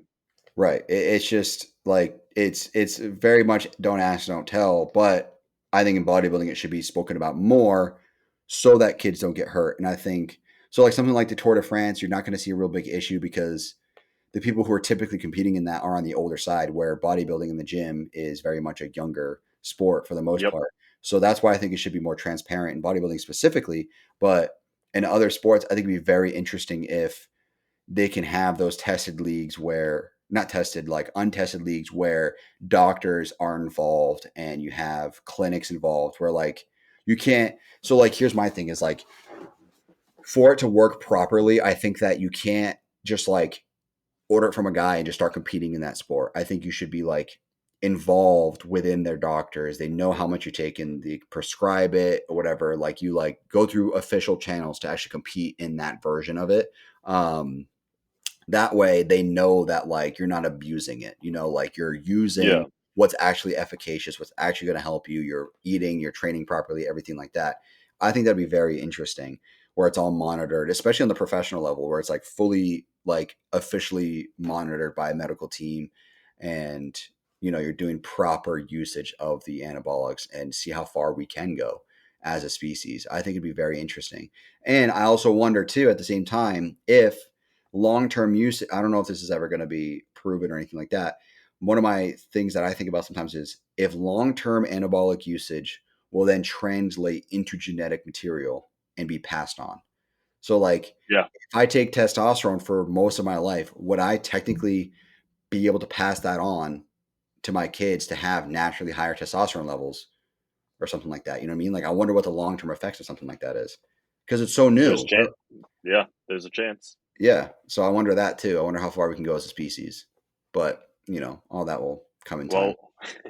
We know that aliens are here, so we have to be the biggest and baddest. Yeah, they're small little green shits. We got to be bigger than them. We got to mog on them the second they land. Okay. Yeah. Like, well, we don't want to be here. There's clearly no intelligent life. Bring us to your leader. Which, speaking of that, is an interesting question. Who would you bring the aliens to if they said, bring us to your leader? Jeff Sides' grave. Jeffrey Side is alive? You mean Sis? Sis, yeah. Okay, sorry. I was going to say. I got the names wrong. Sorry. I just bring him to Ronnie Coleman. He is our leader. He's hobbling over to him. Yeah, he is our leader. His walking stick. He is the biggest bodybuilder of all time. He is our leader. I also wonder that too. Like, what would happen if, like, to become president, you have to be like the strongest, the strongest American? better that way. I mean, honestly, the way things have been going.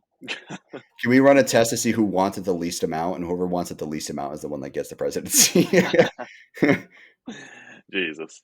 Have the least qualified person do it and actually represent the U.S. government, or actually represent the U.S. people. I mean, let's not have these 90-year-old fucking dusted fart people in the government. Let's have like an age cap, and you have to not want to do it in order to do it. You have to take a lie detector test. You have to be fresh out of high school, 18 years old. Yeah, you have a better representation. Randomly select. Can you plug in an HDMI cord? Like the Games. Yeah, it's like out of a reaping. May the odds be ever in your favor. Please, no presidency. Fuck! Damn it! Now I'm the president for 4 years. Son of a bitch! Oh, coach, we got to cancel the show. I'm the president now.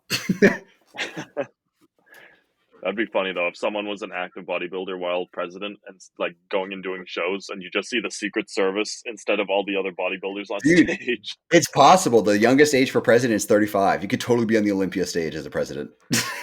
It's totally possible. Chances are extremely low, but it could happen. What are your thoughts on foreign policy? Testosterone, D-ball, DECA. Sorry. The basic things. Yeah, the basic interview from Ronnie Coleman. Yeah. What do you take for vitamins? Or, the basic things, testosterone, D-ball, DECA, all that, the basic stuff. Basic stuff.